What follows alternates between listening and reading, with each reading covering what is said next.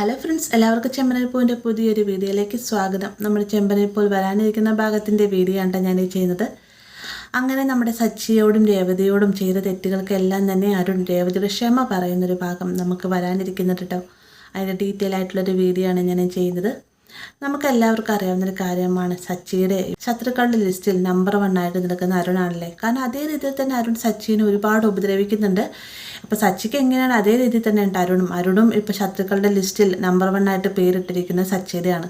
എന്നാൽ ദേവുവിൻ്റെ ചേച്ചിയുടെ ഭർത്താവാണ് ദേവു ഒരുപാട് പൊക്കി പറയുന്നത് തൻ്റെ അച്ഛൻ്റെ സ്ഥാനത്ത് കാണുന്ന ചേട്ടനാണ്. അതൊന്നും അറിയാതെ തന്നെയാണ് അരുൺ ഇതേ രീതിയിൽ തന്നെ പെരുമാറുന്നത്. അപ്പം ഒരു ഈഗോയുടെ അല്ലെങ്കിൽ വാശിയുടെ പേരിൽ തുടങ്ങിയ ഒരു പ്രശ്നമാണ് ഇത്രയധികം രൂക്ഷമാവുന്നത് അല്ലേ.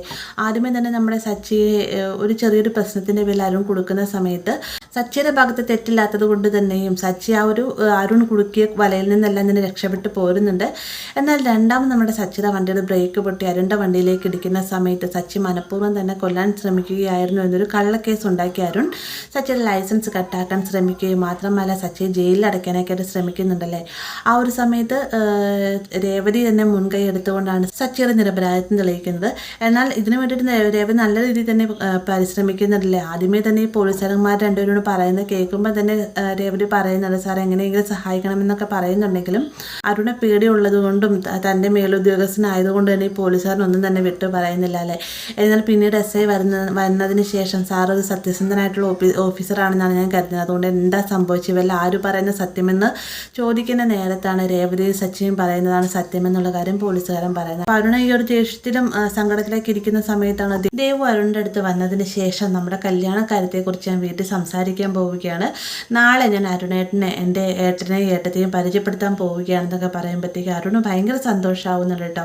എന്നാൽ ആ ഒരു സന്തോഷത്തിന് അല്പായുസം മാത്രമാണുള്ളത്. രേവതിയും സച്ചിയുമാണ് ദേവുവിൻ്റെ ചേച്ചി ചേട്ടൻ എന്നറിയുന്ന സമയത്ത് അരുണ് ദേഷ്യം ഇറക്കാനാവുന്നില്ല കേട്ടോ. അരുണേക്കാൾ ഇരട്ടി ദേഷ്യം വരികയാണ് സച്ചിക്കും അതേപോലെ തന്നെ രേവതിക്കും. തൻ്റെ പേരിൽ കള്ളക്കേസ് ഉണ്ടാക്കി തന്നെ കൊടുക്കാൻ ശ്രമിച്ച തൻ്റെ നമ്പർ 1 ശത്രു തന്നെയാണ് ദേവുവിനെ സ്നേഹിക്കുന്നതെന്നൊക്കെ അറിയുമ്പോഴത്തേക്കും സച്ചിക്ക് അത് ഇഷ്ടപ്പെടാതെ തന്നെ അവിടുന്ന് പോവുകയും ചെയ്യുന്നുണ്ട് കേട്ടോ.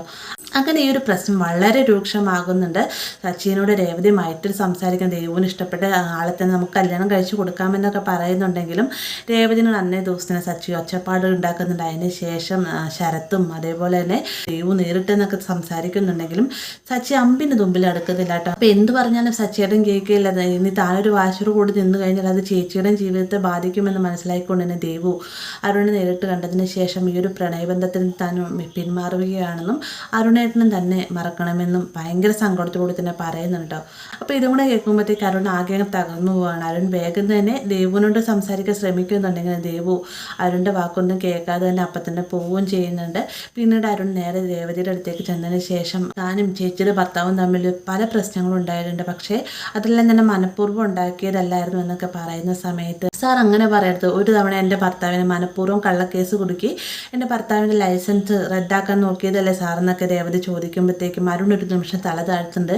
എന്നിരുന്നാലും അരുൺ ചെയ്ത തെറ്റുകൾക്കെല്ലാം തന്നെ രേവതിനോട് ക്ഷമ പറയുന്നത് മാത്രമല്ല ഒരു തെറ്റുകൾക്കെല്ലാം തന്നെ താൻ മാത്രമല്ല ചേച്ചിയുടെ ഭർത്താവും തന്നെ ഇതിനെല്ലാം തന്നെ മുന്നിട്ട് നിന്നിട്ടുണ്ടായിരുന്നു. അതുകൊണ്ട് മാത്രമാണ് ഇത്രയും പ്രശ്നം രൂക്ഷമായതെന്നൊക്കെ അരുൺ രേവതിയോടായിട്ട് പറയുന്നുണ്ട്. ഇതുകൂടാതെ തനിക്ക് ദേവുവിന് കെട്ടിച്ചു തരണമെന്നും അരുൺ രേവതിയോടായിട്ട് പറയുകയും ചെയ്യുന്നുണ്ട്. അപ്പോൾ ഇങ്ങനെ ഒരു ഭാഗം നമുക്ക് വരാനിരിക്കുന്നതാണ്. വീഡിയോ ഇഷ്ടമായി കഴിഞ്ഞാൽ ലൈക്ക് ചെയ്യാനും കൂടെ ചാനൽ സബ്സ്ക്രൈബ് ചെയ്യാനും മറക്കരുത്.